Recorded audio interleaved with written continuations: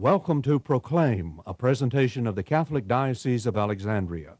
Join us as we journey together through the Scriptures revealed to us by God. Welcome to Proclaim.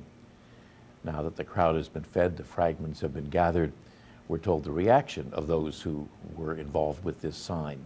And again, we have to constantly keep in mind that for this gospel writer, these things that we think of as miraculous are referred to very deliberately as signs, things that are supposed to point people to a deepening or a beginning of faith.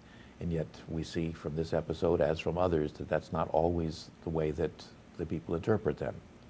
It says, when the people saw the sign he had done, they said, "This is truly the prophet, the one who is to come into the world." Since Jesus knew that they were going to come and carry him off to make him king, he withdrew again to the mountain alone.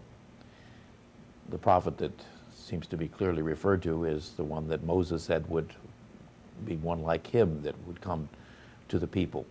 And even though there certainly were some indications that this had messianic overtones, not in all cases. And so it is interesting that even though Jesus talks in terms of making him king, or at least thinks that way, that term Messiah is not used, the prophet.